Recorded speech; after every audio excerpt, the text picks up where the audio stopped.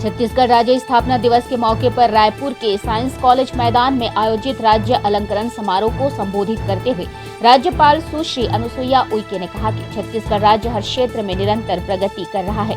मुझे यह कहते हुए बहुत ही प्रसन्नता और गर्व की अनुभूति हो रही है कि परमात्मा और प्रकृति ने छत्तीसगढ़ को जो वरदान दिए हैं, छत्तीसगढ़ वासी उन वरदानों को सहेजने और उनसे अपना जीवन संवारने में सफल हुए हैं।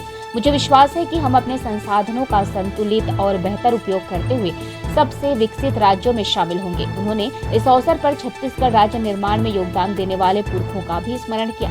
इस मौके पर उन्होंने प्रदेशवासियों को राज्य स्थापना दिवस की हार्दिक बधाई दी और राज्य अलंकरण पुरस्कार प्राप्त करने वाले विभूतियों को भी बधाई और शुभकामनाएं दी।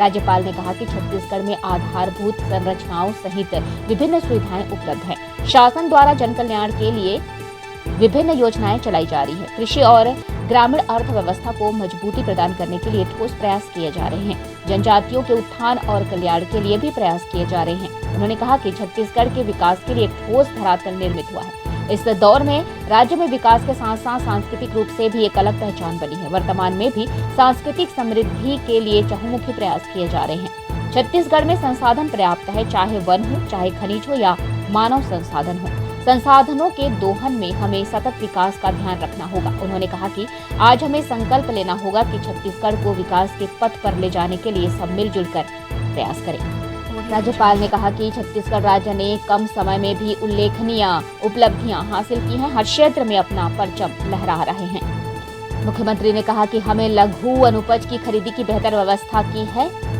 आम लोगों, किसानों, मजदूरों की आय को बढ़ाने का काम किया है। राजीव गांधी न्याय योजना की तीसरी किश्त राशि के रूप में 1500 करोड़ रुपए किसानों के बैंक खाते में आंतरित किए गए हैं। वहीं मुख्यमंत्री ने कहा कि कोरोना काल में जब पूरे देश में सब तरह की आर्थिक गतिविधियां बंद थी, हमने तेंदुपत्ता की खरीदी की और संग्राहकों को 600 करोड़ रुपए का भुगतान किया। हम राज्य में गौ माता की सेवा कर रहे हैं। गौ माता की सेवा के लिए 7,700 से अधिक गौठान बनाए हैं। वहीं मुख्यमंत्री ने इस मौके पर छत्तीसगढ़ निर्माण में योगदान देने वाले समस्त पुरखों, साहित्यकारों, कलाकारों को नमन किया और प्रदेशवासियों को छत्तीसगढ़ स्थापना दिवस, धनतेरस, दीपावली, गोवर्धन पूजा की बधाई और शुभकामनाएं दी।